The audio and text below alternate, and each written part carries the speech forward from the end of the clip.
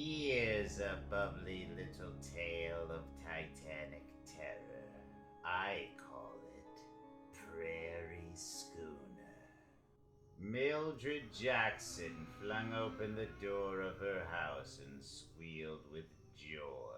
He stood on the paint-starved front porch, dressed resplendently in his captain's uniform, his face bronzed from 40 years at sea, his eyes cold and squinting, his mouth grim, his 2 suitcases beside him. Ezra? Ezra! Why didn't you write me you were coming to visit? Oh, Ezra, it's so good to see you again. Hello, Millie. Got a place for your old sea dog brother to bunk down for a spell? Millie led Ezra into the parlor. There's always room for you here, Ezra. You know that. How long will you stay? Just a spell, Millie. Just till I decide what I'm gonna do next. You see, they took away my ship. They retired me. Retired? Oh, Ezra, I'm so sorry. Yep. My sailing days are over, Millie. I'm a landlubber now. Well, where do I stow my gear? That was how Ezra Jackson came to live with his sister Mildred. At first, Millie was very happy to have him. After all, she was an old maid, and Ezra was company. But as time went on, Ezra began to do strange things. Ezra, what are you looking at through your spyglass? Huh? I said, what are you looking at with your spyglass? Nothing, Millie. I was just watching that ship on the horizon. Ship? But Ezra, this is Kansas. There aren't any ships on the horizon. There isn't any water for hundreds of miles. One night, Millie was roused out of a sound sleep by heavy paws shaking her roughly. What? What's wrong, Ezra? What is it? Get up, you lazy swab. You're late for your watch. And if you ever do this again, I'll have you thrown in the brig. From that night on, Millie was forced to stand watch.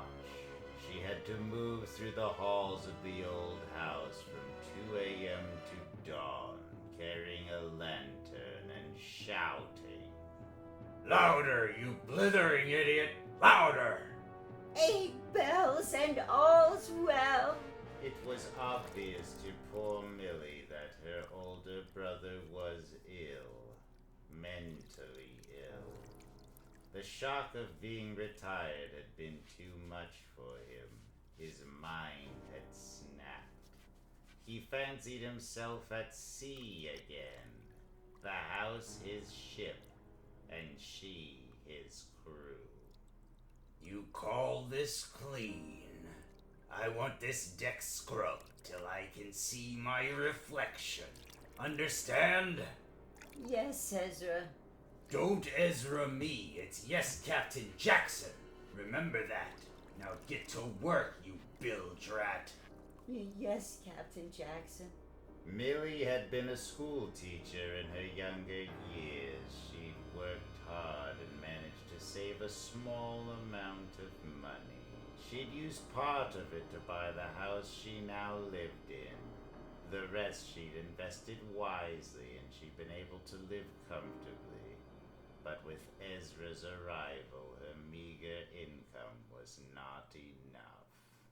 Ah! You call this food? You dare feed this slop to your captain? You ought to be strung up and given 10 lashes. It's the best we can afford, Ezra.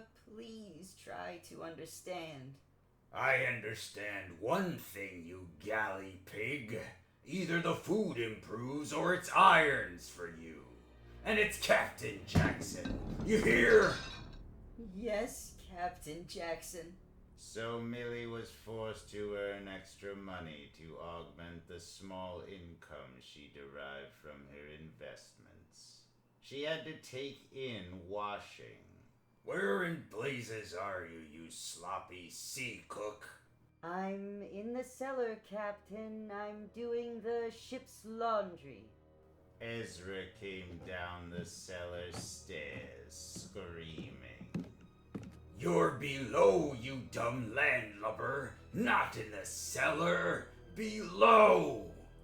Yes, Captain. I'm below. Ezra stood in the center of the cellar floor, staring about him with wide, gleaming eyes. Perfect. Perfect. Just the place for my quarters. Here, you. Send for the ship's carpenters, the ship fitters. Yes, Captain. Millie was helpless. She had no other choice except, perhaps, to have Ezra put away. So she called in a carpenter, a plumber. Avast up there, come below. Please, gentlemen, remember, humor him. He's quite harmless. Of course, Miss Jackson. We understand, Miss Jackson. Ezra stormed about in the cellar, shouting out his orders. Rip out those windows, close them up, put up false walls, mahogany paneled walls, set in portholes, real portholes, that open. Yes, Mr. Jackson. Captain Jackson, put ocean scenes behind the portholes, hang ship's lanterns around, put in a bunk, a galley, a head, make everything authentic. This is my ship. Yes, Captain. And poor Millie withdrew her life savings from her investments to pay for the nonsense. $4,990, $5,000. Here you are, Mr. Gunner. Thank you, ma'am. I hope your brother is happy with the job we did. Below in his ship's quarters, Captain Jackson bellowed. Stand by to cast off. Engine room, full speed astern. All hands man your stations, on the double. Millie came below, carrying her laundry basket filled with the wash she'd been taking in. What in blazes are you doing down here with that? I've got to do the ship's laundry, Captain. I've got to... Ezra struck out savagely. You'll do the laundry on deck, you scullion beggar. Get out of my quarters. With her investments wiped away and the income from them gone, Millie had to take in more wash than she could handle in order to meet expenses. And Ezra's abuse became worse and worse. Scrub out that head, you forecastle drudge. Yes, Captain. Poor Millie would escape every chance she could get and lock herself in the upstairs bathroom in order to do the wash in the tub. And as she scrubbed, she would listen to Ezra's ranting and raving. Ease the helm. Give her more rudder. Steady as you go. Hard a port. Steady. Steady so. One hot summer's day, Ezra stood at the open porthole, shouting out at the seascape seen beyond. Ahoy! Ahoy there! Ship ahoy! Hold fast! Stand by! While upstairs, directly overhead in the bathroom, Millie panted over a load of wash.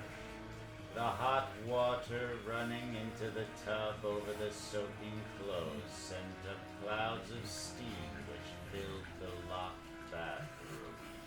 Suddenly, Millie clutched at the excruciating pain in her chest, toppling over. And as her heart failed and her life faded with it, the boiling water overflowed the tub, pooling about her prostrate body, sinking bathroom floor. In his cellar ship's quarters, Captain Jackson listened as the water leaking down from the overflowing bathtub above filled the space between the false mahogany paneled walls and the foundation of the house. Stormy sea tonight. Batten down the hatches. We're in for a blow. Suddenly the water began to pour through the open portholes. All hands, we're taking on water. Man the bilge pumps. Secure the bulwarks. The cellar filled with steam. Captain Jackson staggered to the portholes, slammed them shut. The pressure of the water crumbled the paneled walls. Abandon ship! We're sinking! Slowly the water rose in the cellar, boiling, scalding, blistering Ezra's aged body. But he stubbornly stood fast. Abandon ship! The captain must remain! Until the rising hot water reached his chin, his neck, poured into his mouth and stewed his tongue, his throat, his lungs.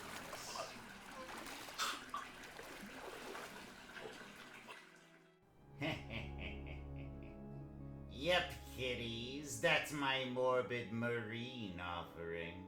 Ezra finally ended up in hot water. This is the first case on record, by the way, of a captain going down with his ship in the middle of a Kansas prairie, in a cellar. And now I'll turn you over to the old witch, who is waiting to wind up my reek-rag. Remember, if you're a fan and an addict, join the EC Fan Addict